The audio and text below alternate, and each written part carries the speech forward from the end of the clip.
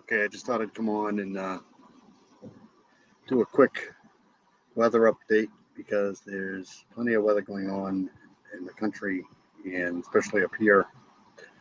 So I will be right back.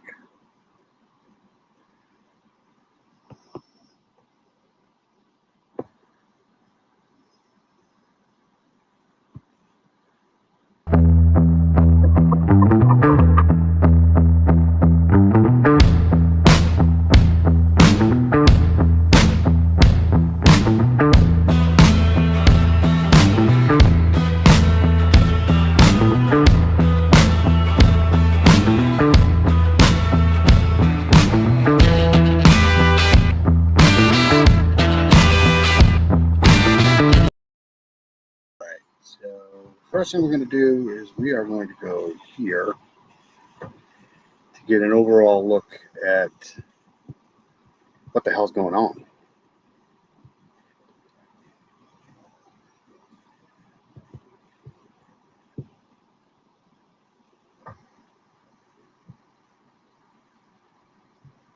So we have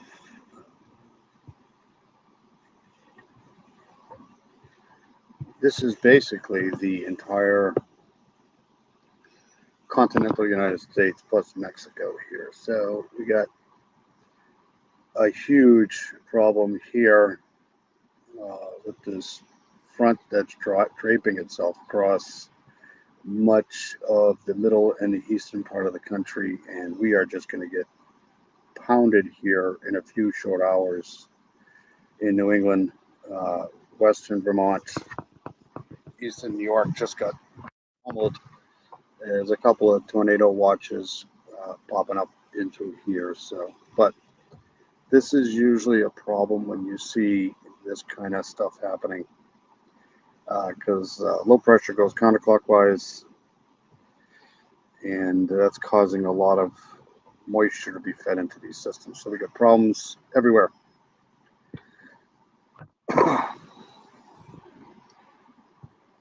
So let's get out of here for a second, and I'm going to pull up the radar for New England.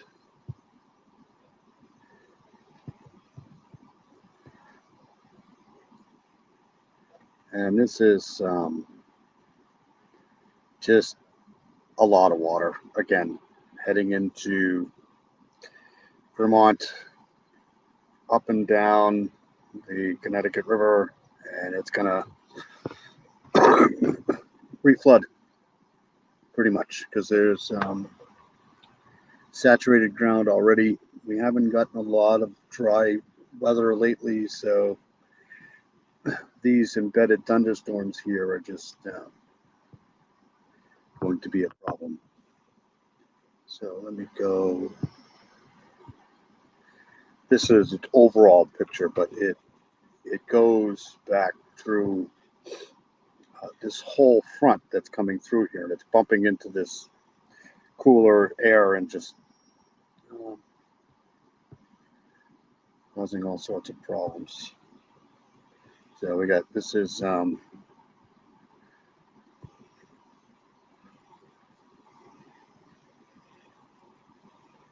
Virginia's Lexington. Actually, there was a couple of tornadoes embedded in here. That satellite's out. So this is another area here with, but all along that front. Let me bring this back up here.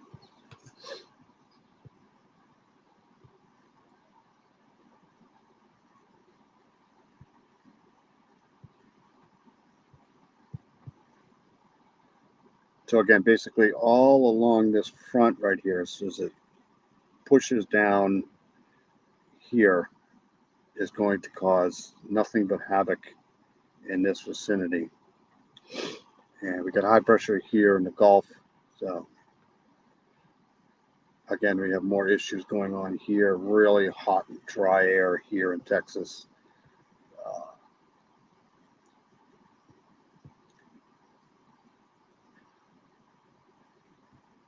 See if I can get to that from here.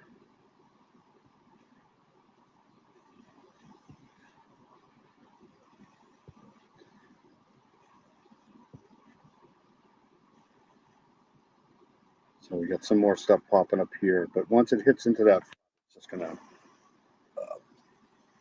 keep popping up. But let's get out of here for a second.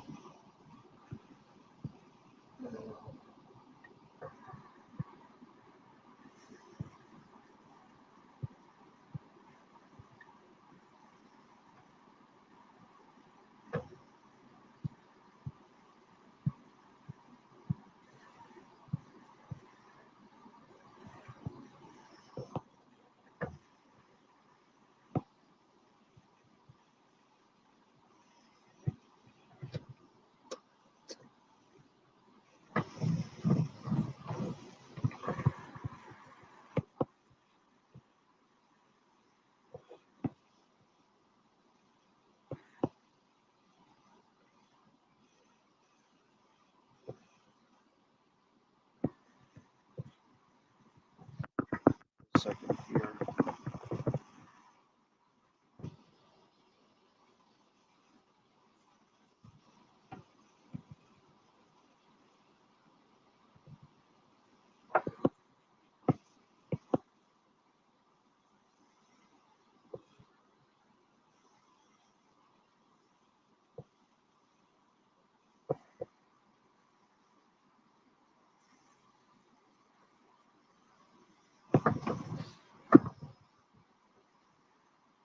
All right, let's cut into this feed here. See what they have to say.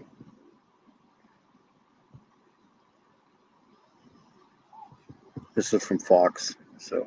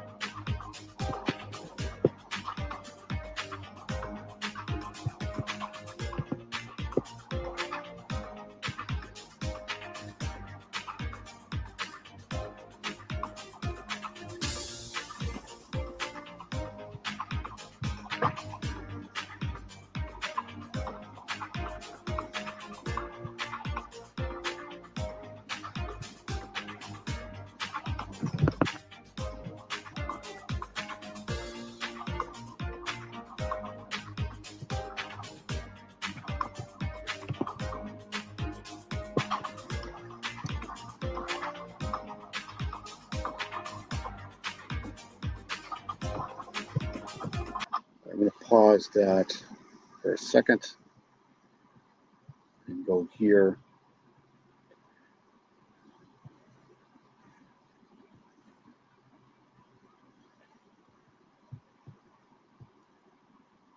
So this is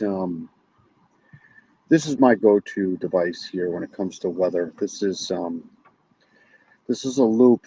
I think this is a 12-hour loop here or something. But this is the actual water in the atmosphere, the vapor, and you get an accurate depiction of what's going on here. This is the Northeast here. Cooler air here around this, and this is just bumping into this cooler air, and it's producing tons and tons and tons of static here. So this is all inundated water here, and it's going to continue to do this for the next couple of days as these systems keep coming by. This is, if this was wintertime here, we would be buried in snow. But I just wanted to show you that, and then I'll go over to the weather again.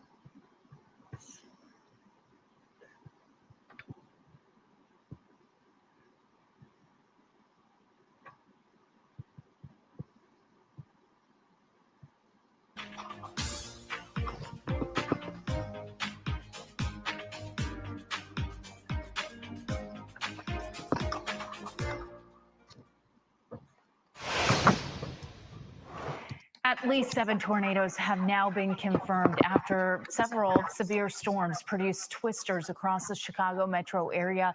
In northern Illinois last night, a possible tornado was reported near O'Hare Airport, and we even have some confirmations of these tornadoes. This is where you'll notice 7 of those tornado confirmations, most of them on the weaker Look at how fast these are moving. Watch this. This is how fast these are end going of the through. tornado look, where we see EF0 as well as EF1 tornadoes that were confirmed. But still, some of those winds up to 100 miles per hour striping through, especially the western suburbs of Chicago and then farther up to the northwest. That's where Steve and I, we were live on the air tracking some of these storms as they quickly rolled off to the east. And for more on the storm damage, Fox 32 Chicago's Joni Lum reports from Elgin.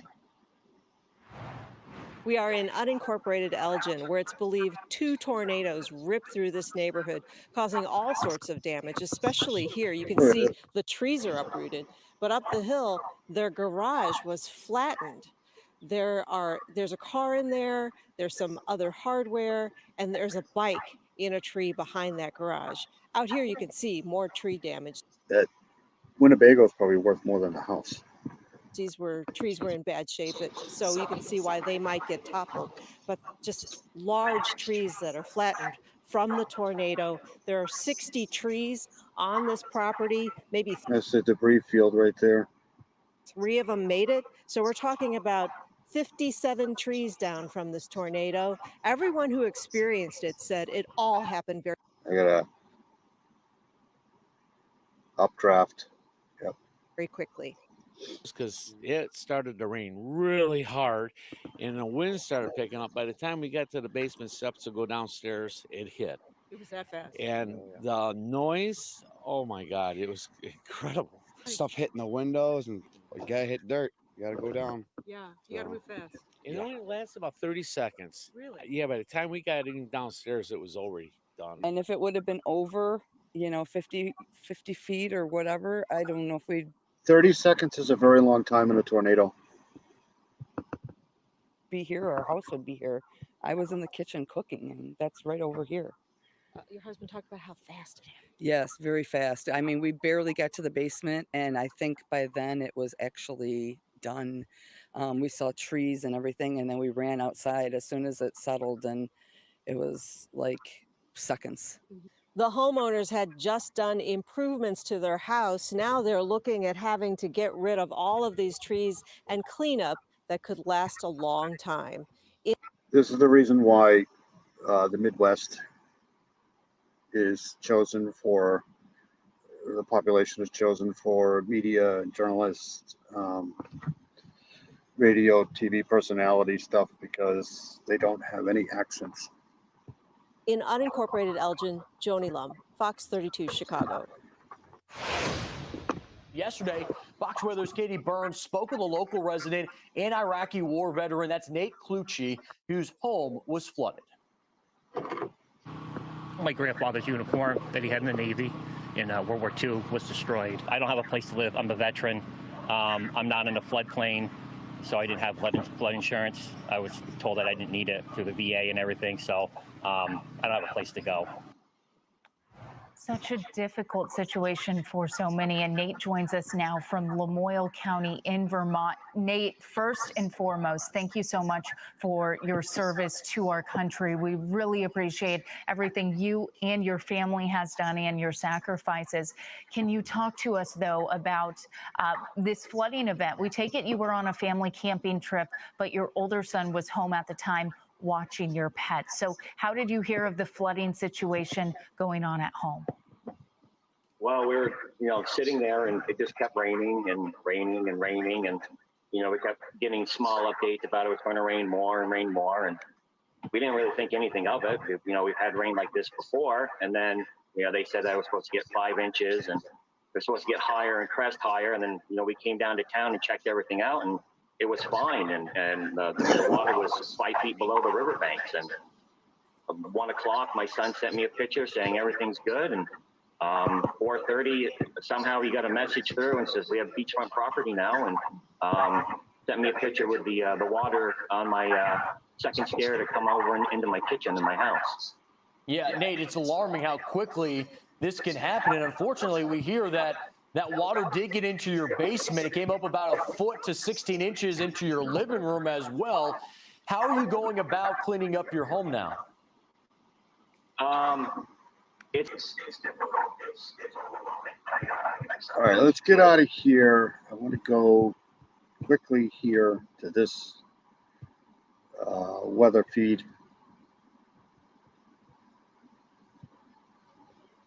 You can get it because I believe this is out of things New have been York. quite intense down here in Columbia County. Still very gusty winds and heavy rainfall, and a lot of thunder and lightning going on, and multiple cells coming through Columbia County still. So we have localized flooding going on. We have intense rainfall that now is moving out of Pittsfield, so that's good news there. We have, again, some clearing out toward the Catskill area. You can see that we're out of the woods, at least for the time being. Hudson's still getting some very heavy rainfall, gusty winds down toward Livingston, Philmont, Ghent, and Coxsackie. So virtually all of northern parts of Columbia County, and rather southern parts of Columbia County, getting hit hard with this particular portion of the line. The line up north is now moving through Bennington County, almost out of our viewing area. Still some good stuff going on from Manchester down to Bennington on 7 and points east, and eventually into the Windham County area. Rensselaer. So this is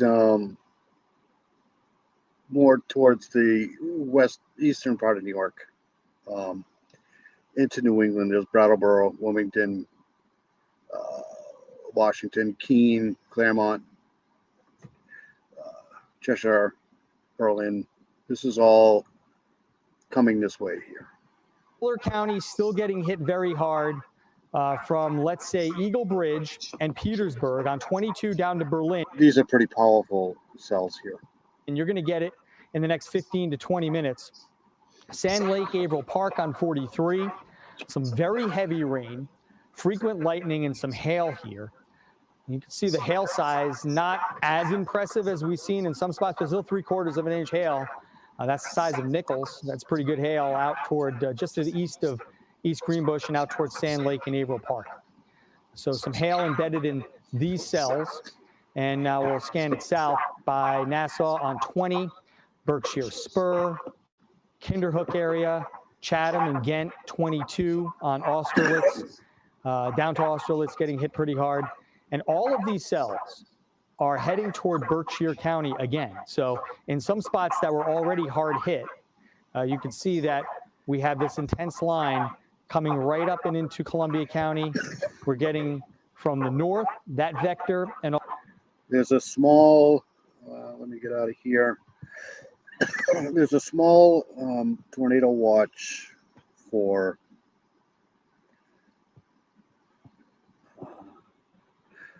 right in here. Right outside of Western Massachusetts here. And I don't know if this is an actual, it could be just a watch. These boxes sometimes pop up if some of these storms here have a history of producing funnel clouds. It's not an actual warning. I don't think it's just a watch, but anytime you see these red boxes pop up here, there's a tendency for these storms to produce cyclonic activity here. So just be aware of that if you're anywhere down in western Massachusetts, eastern New York, this could be a problem. And these, we'll see if they make it over into the cooler air here in New England, New Hampshire, I mean, but they're still pretty powerful.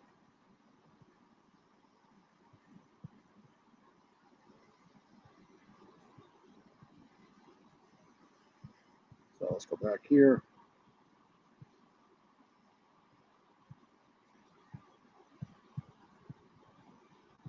also from the west. So the combination of these two are going to keep some thunder and lightning, strong winds, and very heavy rain going in Berkshire County right on through the next, let's say, 90 minutes at least before we can start to see some clearing from the north and west.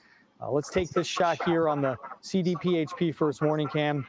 And again, nasty looking cell from behind the cell now, looking into it as it moves away. These are the layers here. From the Catskill area. All right, let's take a. They do get tornadoes out that way. They get Connecticut, especially Western Connecticut, Western Massachusetts. They're more likely to get tornadic activity because of the fact that they're further away from the really cold water of the Atlantic. So. Look once again for an update on the power outage situation as it stands right now, and perhaps some viewer photos. Let's go over to Rachel. All right, Paul, thank you so much. I was just listening to producer Ashley here because we have a number of things happening all at the same time. First, we're going to talk about viewer photos. This is Michelle Silvernail in Delmar from about 20 to 30 minutes ago. You can see the edge of the storm there. Then we have Bill and Latham looking east towards Troy. Look at these clouds. There's shelf cloud here for sure. And that's where I understand we have a crew on the way as well. We also have a photo from Chris in Melrose from before the storm. If I didn't have to work tonight, I'd be probably getting in the car and driving down here. Storm hit. That's a great shot, Chris. Thank you so much for sending that in. We have a couple of crews, I believe, out and about trying to get to different areas. This is all rain.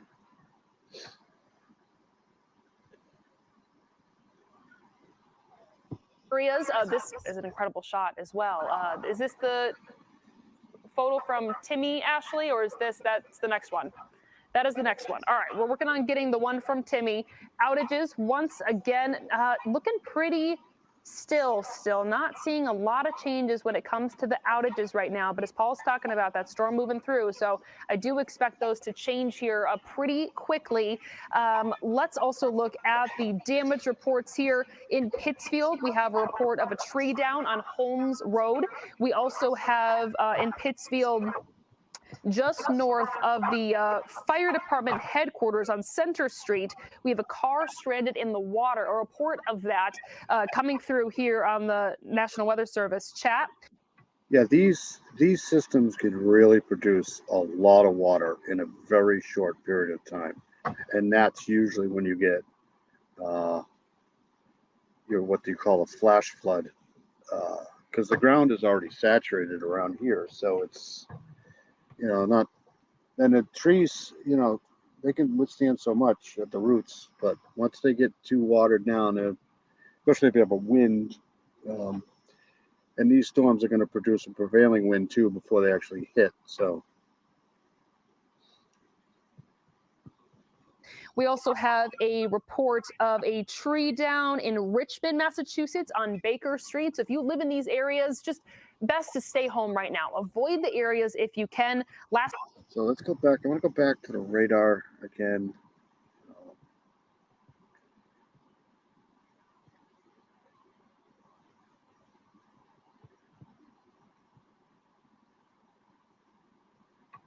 So this is all a line that is just persistent. Out in front of it, you have the rain, the winds. So when you start feeling that strong prevailing wind out front of it, it's probably a good idea to get somewhere under shelter. Me, on the other hand, that's when I go driving through it. But like I said, I got to work tonight, so I can't. Let's see here.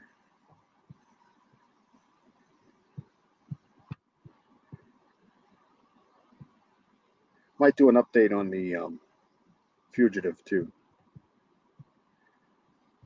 Last one, severe flooding, Union Street, Center Street in Pittsfield, Massachusetts. Once again, all of this from the rain that we've been seeing. And Paul mentioned that these areas hit hard already from the rain. We saw that incredible video from Vermont last week. Just the incredible flooding there. All right, we have Timmy's photo here from Waterford. Nice shot, Timmy. Thank you for sending that to us. That's a great shot. We are very thankful for your photos. Continue to That's send where I them to got us. We're putting them these. all in the folder. We're getting them on air here as quick as we can. It's a real Images. team effort happening in the newsroom and here in the Weather Center in the studio right now. So let's send it back over to Paul. Paul, if you're ready, I've been tracking the different law enforcement I agencies, just their barely got Facebooks, this one. the emails that they send us to our official emails, and not seeing anything from them yet, but I'm going to let you know the moment that I do see something. Yeah, and this line that we've been watching now coalescing with the individual cells has just created havoc with all of the severe thunderstorm. See, this is the one that I just saw here, just outside of Pittsfield, Massachusetts. See, when you start going west here towards, just picture the Atlantic here. Once you get down around Massachusetts and New York, and the waters here start to get warmer and warmer and warmer. So when these systems come over, they don't have to contend with these upper level ocean winds here like they do in New Hampshire and Maine. So these warmer air temperatures here don't have a chance to blow off these cloud tops as they move across. So that's why you can get, more possible tornadic activity down here through Western Connecticut, Western Massachusetts. Watch boxes, warning boxes. You can see them here. I want to mention that the red one in the middle here, that tornado warning has been allowed to expire. So that's no longer in effect. It'll come down in a minute. But a lot of severe thunderstorm warnings going on. The latest one is for a cell just to the south of Taconic here in Columbia County. This one's going to move off to the east at about, let's say, 35 miles per hour. See, they're moving. Be into southern parts of Berkshire County. 35 miles an hour to 40 miles. That's a moving system. That's rapid. As we get into the next half hour to 45 minutes, moving east at 25. Okay, 60-mile-per-hour winds with this. Obviously, some hail potential. We've seen that, and some very, very heavy. See that bend right in there? That's what you don't want to see if you don't want to see a tornado. You don't want to see these kind of bends in these thunderstorms here. Rainfall and intense lightning rates. This one's going to probably, let's see, we'll track it. This one looks like it's going to move over the Mass Pike, just north of Great Barrington. So it will also impact 22 from Copake up to Austerlitz, and then the Mass Pike from Great Barrington up to Lee and Lenox in the next 45 minutes to an hour. So a lot more heavy weather to come in portions of Berkshire County and portions of Columbia County. Let's talk about a little bit of good news. Warren County's drying out right now. You can see right up at Lake George, things are clearing out toward Whitehall. Just some light rain in Washington County now, Granville, Salem, Cambridge, even down to Scotticoke in Rensselaer County. Some lighter rain across 67 here. And as we go into Bennington and Shaftesbury. So the North Country is drying out nicely behind all of these storms. A lot of damage left behind. I understand that. But we need some drier weather to get things cleared up. If you're in the city of Troy, still raining a little bit, but things are starting to dry out now. And going. The only good news is when the ground is saturated from tons and tons and tons of water around here anyways, you're not going to get a lot of warmer temperatures at the surface to feed into the system. So, the surface water temperatures are really cooler because if there's more water, they're going to be cooler. So when they upwell into the system, they don't have that ignition switch that normally the warmer surface temperatures would. So that's one good thing. Down to Albany. So I understand we have a live shot now coming out of Troy. Want to go to Rachel first, or we'll go to that shot one way or another? We'll get see how it looks over in Troy. All right, Paul. Yeah, thank you so much. We're getting a lot of photos coming in here. I'm trying to compile them. People are sending them to me on Facebook. I think I just got one from our news director's wife as well, so I'll try to get that on air here. But first, let's head over to Taniqua Penix. She is on First Street, 421 First Street. Tia, what can you tell us from Troy and what you're seeing right now? Hey, Troy, well, Rachel, I'm in the backyard of someone's home, and they told me that the tree came down and you see it fell on a power line. They tell me they lost all power. The whole building, in fact, lost power. And then on the other side of this neighborhood, you can actually see where the wire was struck by lightning. They tell me that it was on fire moments ago. At this point, no injuries, thankfully. But again, these people here are without power, and you see the damage from the tree in their backyard right now. So that's what we have going on, still working on talking to people, finding out more about what's going on. But again, we're That's a close call right there. at 421 First Street here in Troy. Reporting live, Taniqua Penix, News Channel 13 with coverage you can trust. Rachel. All right, Tia, thank you so much. Stay safe out there. We appreciate your coverage. Getting a lot more reports in here of storm damage and photos. One last check of our power outages here. I've had a couple people write in saying, thank you for mentioning their town. If you're in those smaller communities, especially in the North Country, I know it can be hard to be covered sometimes just because you're so rural, but we are making sure that you are covered tonight because we know these storms can be very impactful. Rutland County right now has about 4,500 outages right now. Bennington County is about 169. All right, let's go back. We'll go get out of here pretty soon because it's getting late for me. I gotta think about getting ready at some point. The good news is I'm going to be driving through all of this shit tonight. So here's the radar again, and you see this box is shrinking and shrinking and shrinking and shrinking, but that one little cell right there is gonna,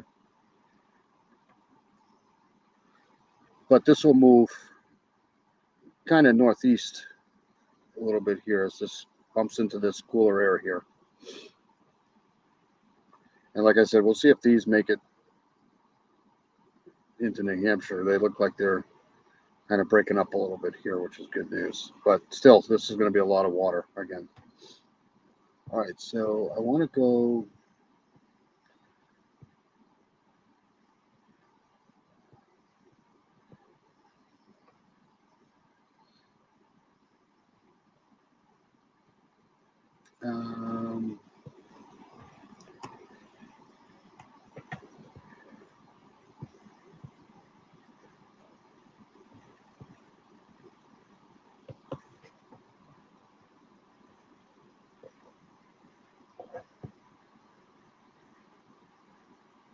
I want to go to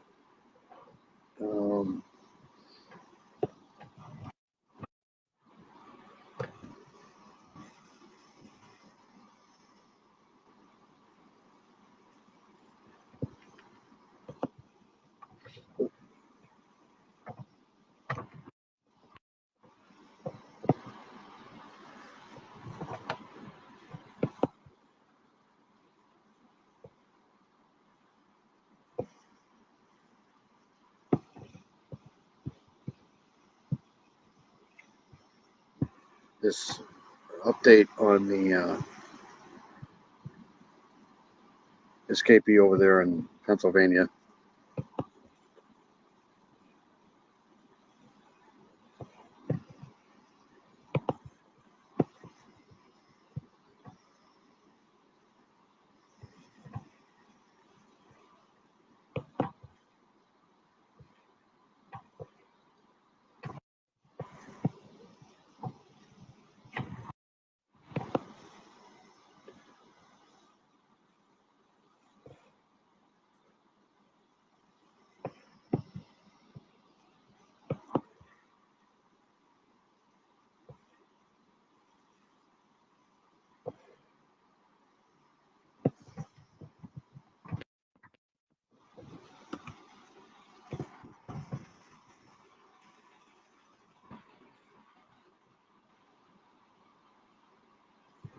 But I think I lost it. I had it.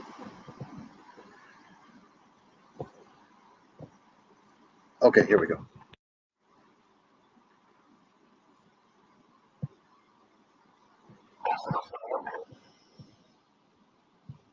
I don't think this is the update, but guy's still at large. Guy's still on the run. So. Court documents provide a unique insight into Michael Burham's past. The I-Team's Ed Dranch is here to continue our coverage with more about Burham's history, Ed, in Warren County. Jeff, the big headline here is that Michael Burham was no stranger to Warren, Pennsylvania before he was put in the Warren County Jail and escaped. Federal court documents show he'd been in the Warren area the same day that police say Kayla Hodgkin was shot and killed in Jamestown, and before police say that older couple was kidnapped, driven to South Carolina. Remember here, Burham is the prime suspect in Hodgkin's death. According to court documents, Burham had a reservation at a hotel in Warren, Pennsylvania on May 9th, sometime before May 11th, which is the day police say Hodgkin was shot and killed. I got another one to play after this, and then I'll get out of here. Burham rented a car in Warren, Pennsylvania. They say that same rental was seen in the Jamestown area when Hodgkin was killed. Police say Burham returned the car in Warren that same day, May 11th, and later checked out of the hotel room he had in Warren. Burham was later found in South Carolina, brought to Western New York facing federal charges. He was sent to the Warren County Jail facing state charges of kidnapping and burglary. I spoke with the Warren County Sheriff about what could have led up to his escape last Thursday. There may not be much blame. It may just be a combination of a shred of this, a shred of that, a shred of this, and it adds up to something monstrous like this. If there are systems and a million different cracks that all snowballed, it seems like there's complacency inside the jail. I wouldn't go that far yet. I haven't seen that. And again, that's what the investigation, that's what we're waiting on. We're told charges could be filed against county workers if they are found to have helped Burham escape. Prosecutors also accuse Burham of raping Kayla Hodgkin. They have an active warrant for his arrest on that charge. Prosecutors say the warrant I definitely think he had help once he got out. It was active, rather, when Hodgkin was killed. You can see my full reporting right now on WKBW.com. For the I-Team, I'm Ed Dranch. All right, let's go here to this next one.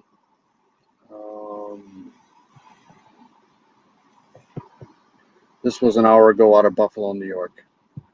Well, good evening. For the very first time, we are seeing what investigators believe is evidence that fugitive Michael Burham is still in the area.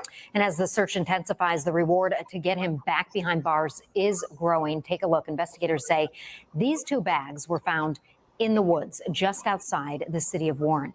They were wrapped in a dark tarp and partially hidden under a log. Police say they are confident that they belong to Burham, and they're urging people in that area to keep an eye out for any other items that may look similar. They probably did some quick DNA testing on this here. To these, investigators say they found clothing, food, and other survival materials inside the bags. They also believe it is very likely Burham has a gun on him. The combined reward for information leading to the capture now tops $20,000. 7 News reporter Michael Schwartz leading off our team coverage tonight from Warren County. Good evening. Tonight will mark exactly 1 week since Michael Burham escaped jail here in Warren County, Pennsylvania. Community members remain fearful yet vigilant, while authorities believe he is still in this area, prepared to survive in the woods and a danger to the public. We've never used to lock anything. We do now. The people of Warren, Pennsylvania remain on high alert as the search for Michael Burham intensifies. More than a dozen federal, state, and local agencies are flooding the area on ground and in the sky, while neighbors are uniting to protect one another. I keep an eye on his place. He keeps an eye on my place. We watch each other's backs real good. And we're locking things unlike like we used to. Police continue to remind residents to lock their cabins that are hidden in the woods as helicopters continue to search overhead here in the Allegheny What the hell is locking your cabin going to do? If somebody's trying to get in there, they're just going to get in there. National Forest. That's where they believe Burham is hiding out. But what's making this search difficult is how dense the forest is, and it goes on like this for thousands of acres. We were just driving up the road saying, good luck trying to find somebody in there. It's so thick and dense. Michael Harlovic has lived in Warren for 25 years. Is this the biggest national spotlight you've seen on this area? Absolutely. He says for the past week, his 3 acres have been secured. It hasn't been. It is now. You know, you're worried. Tonight, authorities are confident they will find Burham with the hundreds of federal, state, and local men and women. Maybe a bear will find him. now on this search with intricate technology and heavy equipment. I asked Lieutenant Colonel with Pennsylvania State Police what's his message for Burham. He said, surrender, we will find you. The reward now for Burham's information to lead to his arrest, more than $22,000. In Warren County, Pennsylvania, Michael Schwartz, 7 News. Okay, so that's that. Oops, I don't want to play that. Well, to kind I just did that. Let's get out of there. Go back to the radar really quick and get the hell out of here. So that little tiny box, red box that we were looking at before is kind of expired here. But I wouldn't be surprised that once that comes and crosses into Massachusetts here, you might see that again pop up. So just be on the lookout. It's going to be pretty, if you're anywhere along the Connecticut River Valley up in here, you just want to make sure you're not dying in floodwaters. All right, so that's that. I'm going to get out of here. Everybody have a good night. Stay safe. Thank you.